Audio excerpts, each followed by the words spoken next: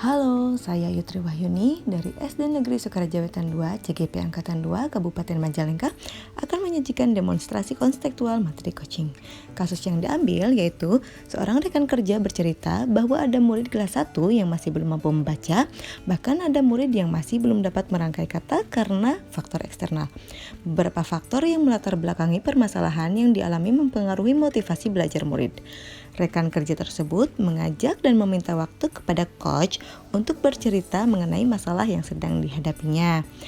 Nah, selamat menyaksikan proses coaching melalui video yang saya sajikan berikut ini. Yuk. Iya, Bu. Lagi apa? Ini lagi bikin kunci jawaban. Kenapa? Ada waktu nggak mau ngobrol dulu? Boleh. Gimana? Ini ya, Ibu tuh lagi pusing nih menghadapi kelas 1. Kenapa pusing kenapa? Ini masalahnya sekarang dengan keadaan seperti ini, situasi seperti ini, Ya. ada beberapa anak lah Iya. yang belum bisa baca, bahkan sama sekali huruf juga semua belum hafal semua gitu. Oh, Ibu tuh kelas 1 ya, Bu ya? Iya, kelas ngajar 1. kelas 1. Jadi masih baru terus daring. Nah, kira-kira Ibu pengennya anak yang nggak bisa baca ini gimana? Ya pengen bisa lah, supaya belajar daringnya gampang gitu. Sulit ya kalau misalkan Iya, daring. bisa. Gitu. Terus kira-kira itu Ibu bisa tahu kalau anak itu nggak bisa baca dari mana? Ya kan sekali-kali pernah berkunjung. Oh, suka berkunjung, jadi Ibu ke rumah gitu ngecek anak-anak. Iya. Oh iya. Ya, tapi kan nggak bisa tiap hari, soalnya kan waktunya. Iya. Terus anak-anaknya kan banyak. Iya. Terus lagi pula kan kadang-kadang anak-anak tuh nggak ada di rumah. Kebetulan lagi main, kebetulan lagi ke musola gitu, ngaji gitu, kadang-kadang gitu. Oh, selain yang dari itu, kira-kira ada masalah lain nggak? Kenapa anak itu bisa kurang bisa baca kayak gitu menurut Ibu?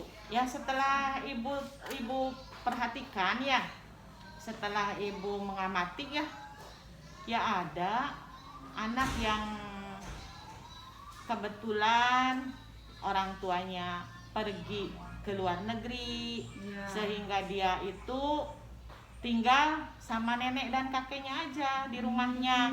Iya. Nggak ada, kakaknya nggak ada, terus yang lain nggak ada lah orang yang masih muda-muda gitu untuk bisa memberi bimbingan kepada dia gitu. Terus ada lagi yang ini kedua orang tuanya bercerai. Oh iya. Iya, bercerai, sehingga kan menjadi kendala itu, dia itu sama ibunya saja di rumahnya. Terus ibunya harus cari nafkah, bekerja ke pabrik atau kemana, Ditinggal gitu iya, ya? ditinggal, sehingga anaknya itu kan nggak ada yang membimbing gitu. Selain yang orang tua juga ada lagi nggak kira-kira menurut Ibu penyebab anak itu nggak bisa baca kayak gitu? Ya diantaranya ya ada anaknya misalkan kurang minat dalam belajarnya.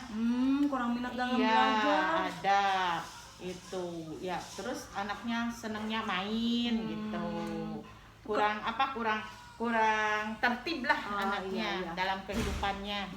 Ya, mungkin karena sering main ya Bu ya gitu ya. Ya.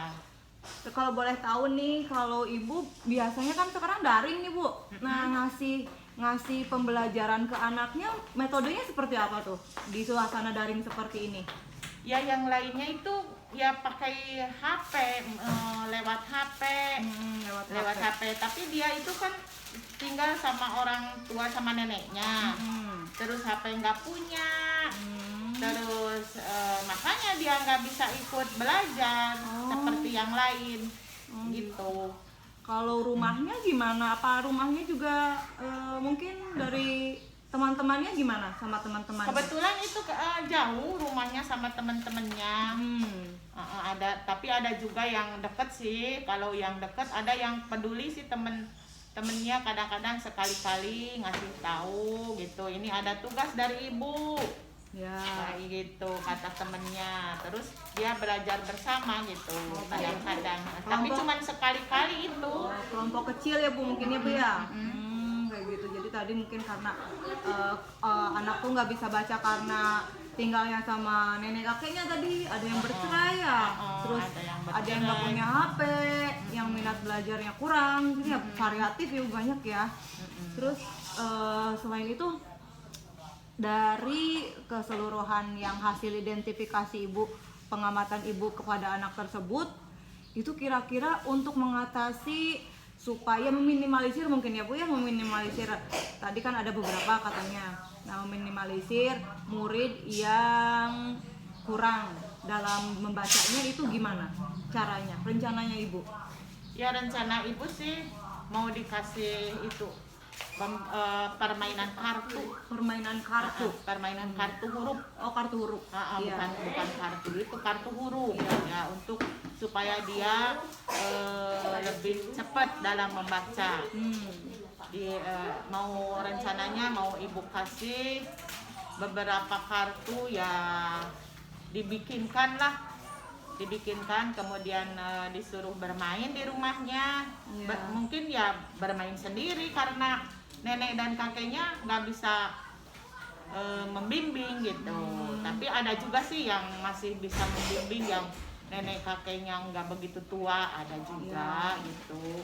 Nah rencananya begitu, mau dikasih kartu huruf biar dia bisa membaca. Terus nanti dikasih tugas sama ibu, sama ibu dikasih tugas, disuruh disusun itu, misalnya ada 5 kata, misalnya buku atau sepeda gitu. Pokoknya kita bikin 5 kata lah, disuruh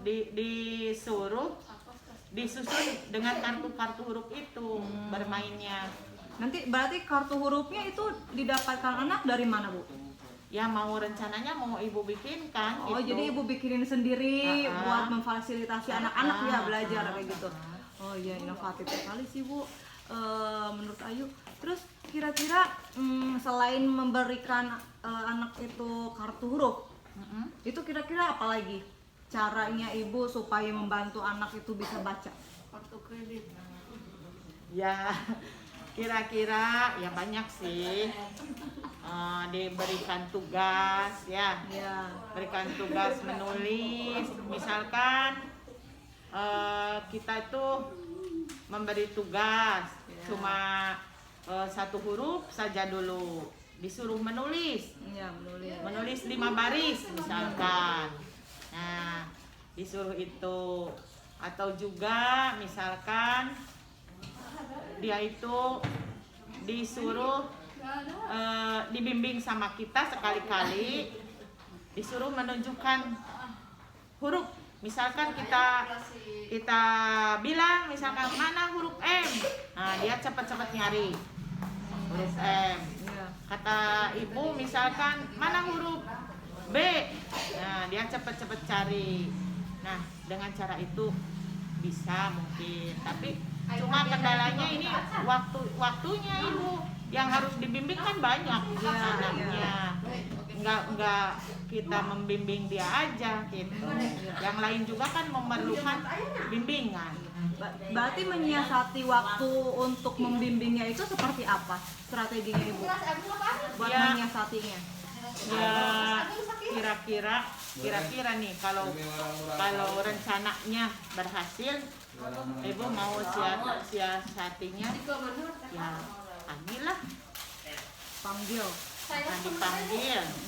dipanggil ke rumah ibu, bagaimana waktu yang dia senggang, misalkan waktu habis duhur atau habis asar gitu rencananya. Dipanggil walaupun cuma misalkan sebentar lah, setengah jam juga cukup, atau 1 jam kalau dia mau, kalau dia enggak kesel gitu. Rata-rata kan anak-anak suka cepat bosan gitu. Gitu. Terus berarti tadi mungkin strateginya dengan yang mungkin selain ibu ngasih bimbingan ke rumah, mungkin ya tadi katanya kan bimbingan ke rumah. Berarti kalau khusus untuk anak yang Ayu tangkap dari obrolan ibu tadi ya, katanya ibu mau manggil anaknya, berarti kalau untuk yang kurang mampu membaca mah ke rumah seperti itu. Nah kira-kira selain yang strategi itu, ada nggak orang lain yang bisa membantu ibu dalam membimbing anak tersebut untuk bisa membaca? Ya, ibu harapan Ayu yang ikut. Bisa nggak kira-kira Ya. Ayu ikut membimbing gitu, ikut berpartisipasi lah untuk membantu ibu. Insya Allah sih Bu ya, kalau untuk anak-anak Insya Allah Ayu juga bisa, mungkin tapi dikondisikan juga dari ibunya, nanti anaknya siapa saja, mungkin kalau Ayu senggang ya Ayu bantu, jadi kayak mengasih memberi bimbingan seperti les mungkin ya Bu ya, seperti itu les. Iya. Ya kayak gitu, dari berkunjung boleh. Nah selain Ayu kira-kira siapa lagi Bu? Ya. Dari rumah mungkin atau dari mana lagi yang bisa bantu? Dari rumah ya ada sih di rumah. Cuma kendalanya dia juga punya kegiatan di rumahnya. Kegiatan yang seperti apa? Punya kegiatan ya, kegiatan sendiri. Dia tuh punya kegiatan sendiri. Kan harus pergi ke masjid, harus pergi berolahraga gitu. Ya kegiatan sendiri, punya kegiatan sendiri gitu. Terus selain yang itu yang membantu itu, kira-kira ibu butuh pihak lain nggak dalam melancarkan yang rencana ibu yang sekarang, dalam misalkan boleh dalam perizinan atau dalam apa misalkan, butuh nggak pihak-pihak lain yang ya butuh lah. Ya. butuh banget kalau Dari siapa bisa itu? ya, kalau bisa mah dari itu tuh, dari atas gitu, dari yang atasan kita itu maksudnya. kepala sekolah mungkin maksudnya. Kepala sekolah Iya. atau mengusahakan supaya kita bisa belajar di sekolah, walaupun belajarnya nggak full gitu. Jadi gitu. soalnya kan kalau di sekolah semua anak tuh banyak bisa terbimbing oleh kita gitu. Iya. Kalau di rumah tuh kan rumahnya misalkan, kalau mending yang dekat. Kalau yang dekat mah bisa beberapa orang kan, lebih dari seorang. Kalau pada jauh rumahnya kan lebih ribet gitu. Iya.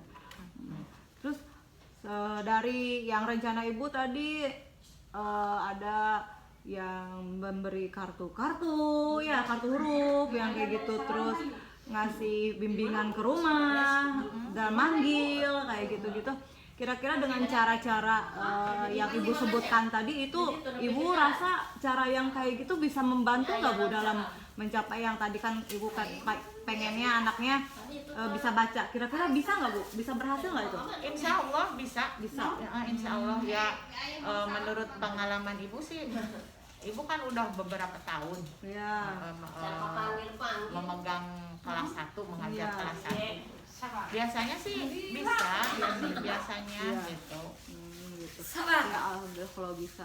Jadi tadi kan ibu pusing sendiri karena tadi ada yang nggak bisa baca, tapi ternyata ibu udah bisa mengamati permasalahannya anak tersebut apa dengan pendekatan-pendekatan yang ibu kasih, terus rencananya ibu ternyata kan juga udah tahu penyusunan rencananya seperti apa, dan tadi kan katanya Tapi ibu membutuhkan bantuan dari Ayu. boleh, Di antaranya kan bikin kartu huruf kan mesti harus banyak. iya, kolaborasi nanti ya sama Ayu, boleh Bu. sama Ayu. Iya. Terus kan membimbing juga kan tiap anak kan banyak. Iya. Nanti kan dibagi-bagi ya sama Ayu ya. Iya, boleh. Misalkan Insya Allah nanti. yang dekat rumah Ayu, misalkan tuh siapa saja. Iya. Ya. Nah, yang dekat dengan rumah ibu juga siapa saja itu. Jadi ibu minta bantuannya ya. Boleh, insya Allah. Ya udah. Berarti tadi udah ya.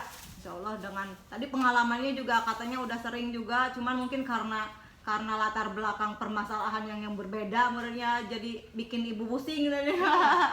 Iya. Iya, oke. Terus yang bikin ibu pusing sekarang kan dengan situasi sekarang ini. Iya, ya boleh insya Allah. Tapi Tapi bikin pusing lagi.